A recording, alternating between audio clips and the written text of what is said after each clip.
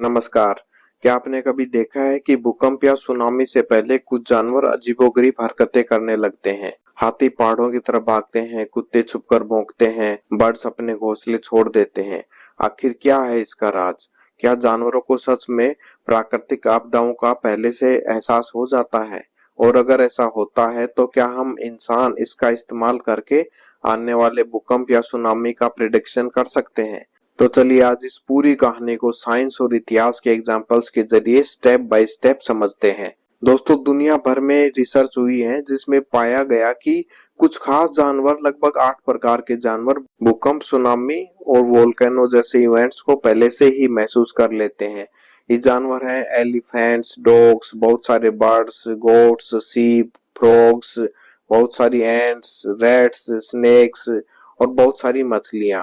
अब सवाल उठता है, क्या सिर्फ आज की रिसर्च ये कहती है? तो इसका जवाब है बिल्कुल नहीं।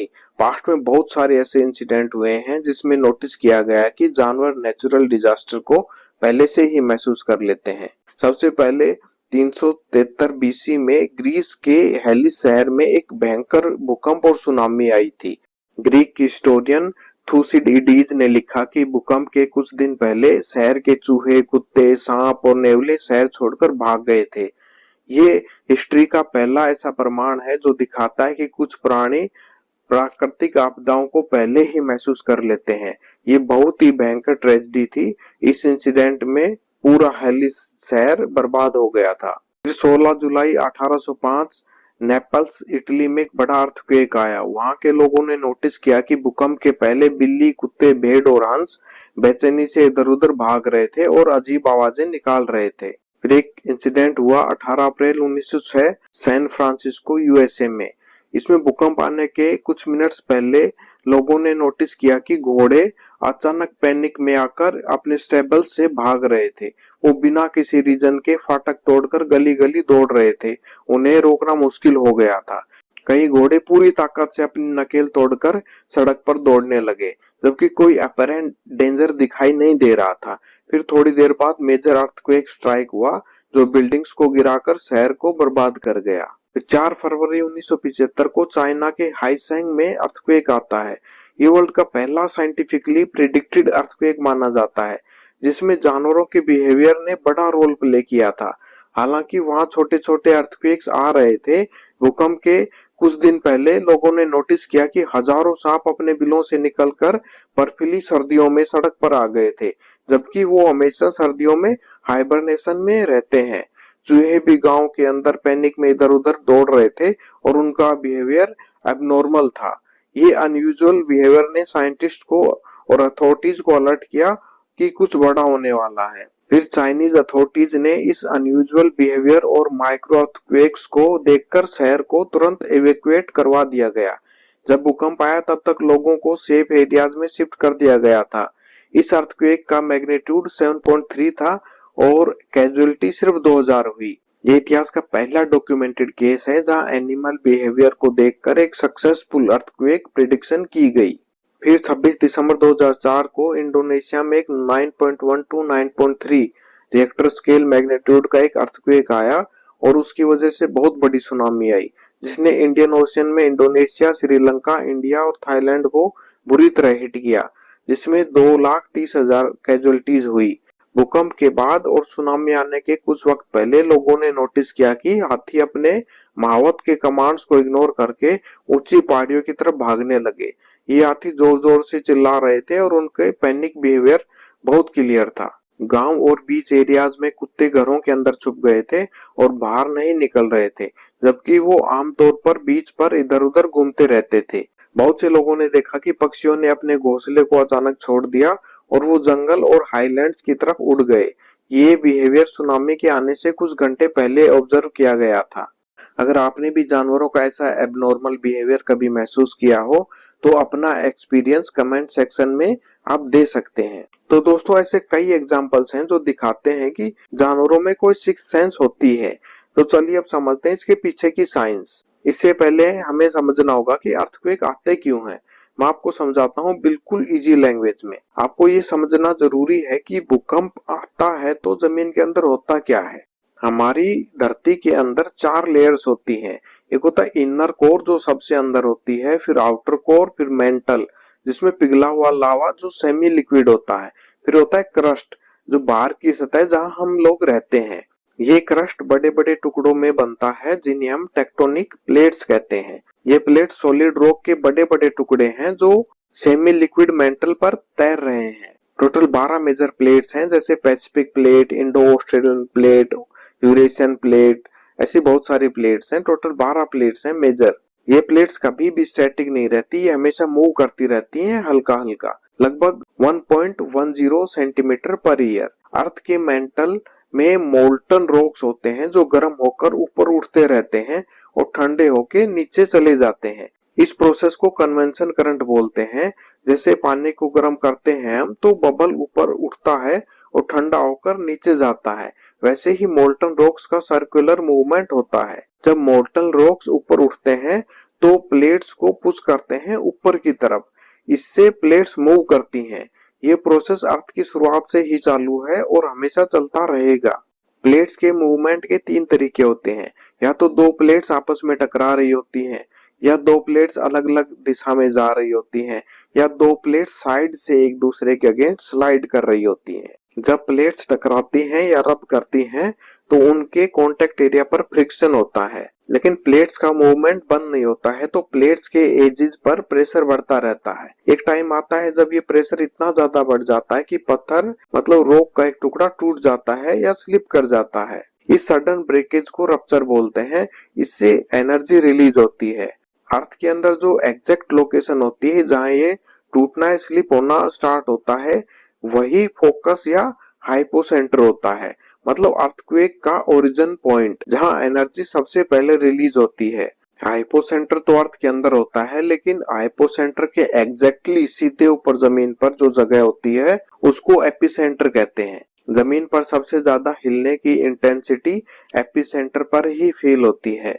आपने ये एपिसेंटर वर्ड बहुत बार न्यूज में देखा होगा।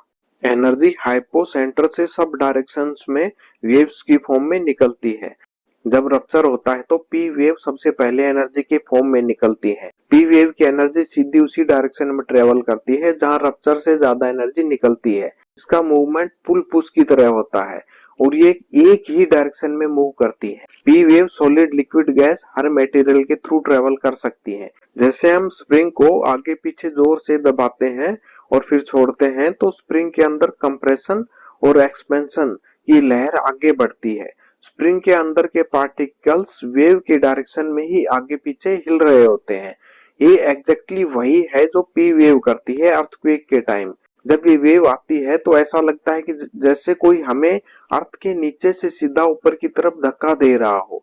इसमें साइड में हिलाने वाला मूवमेंट नहीं होता है, सिर्फ सीधा नीचे से ऊपर की तरफ फोर्स लगता है। ये वेव बहुत तेज होती हैं और इसमें साइड से खींचने या तोड़ने वाला शियर फोर्स नहीं होता है, इसलिए ये वेव ज्यादा डैमेज नहीं करती हैं और इंसानों को तो अक्सर इनका पता भी नहीं लगता है। दूसरी वेव्स आती हैं सेकेंडरी वेव्स। ये साइड बाय साइड आती हैं।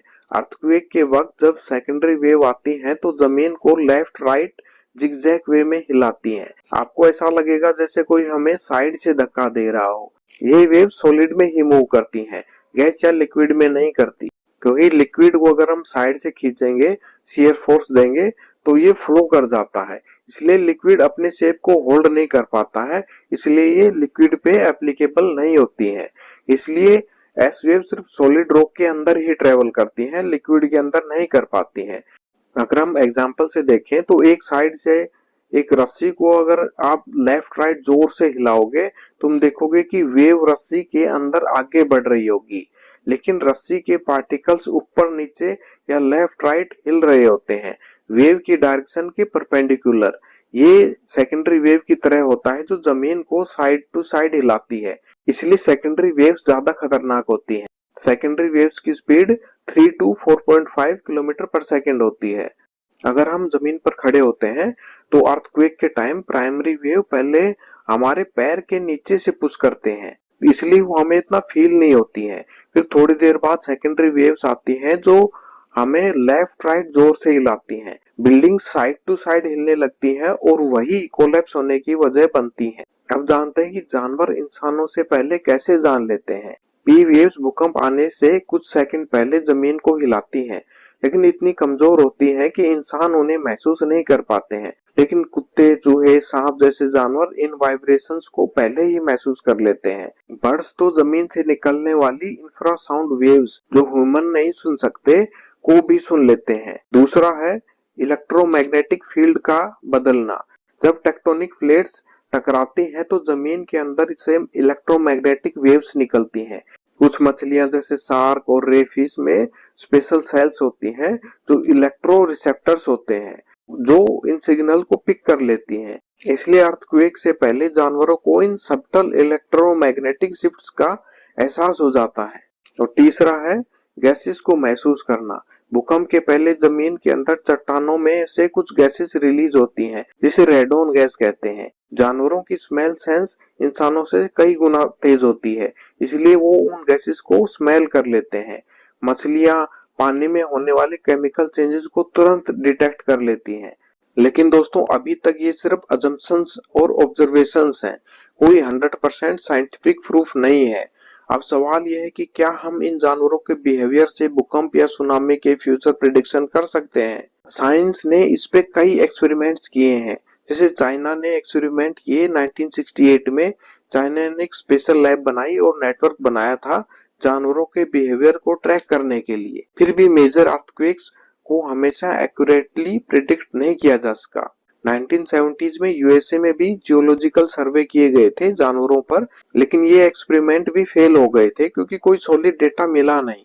फिर जर्मनी के मैक्स प्लैंक इंस्टीट्यूट रिसर्च ने 2016 से 2020 में इटली में भूकंप सेंसिटिव एरिया में डॉग्स, कैट्स, गोट्स के बॉडी पे जीपीएस ट्रांसमीटर्स लगाए। सैटेलाइट से लाइव मॉनिटरिंग की गई। 18,000 छोटे बड़े अर्थक्वेक्स के डेटा के एनालिसिस के बाद पाया गया कि भूकंप आने के 20 घंटे पहले जानवरों के बिहेवियर में चेंजेस आ जाते हैं। जब जानवर 45 मिनट से ज्यादा अजीबोगरीब हरकतें करते हैं तो उसके बाद 4+ मैग्नीट्यूड के अर्थक्वेक्स रिकॉर्ड किए गए। इससे पहले भी मार्टिन विलेस्की ने इटली के माउंट एटना वोल्केनो के पास भेड़ बकरियों पर स्टडी की थी, जिसमें पता चला कि वोल्केनो फटने से पहले बकरियां ऊंची पहाड़ियों पर जाना बंद कर देती हैं।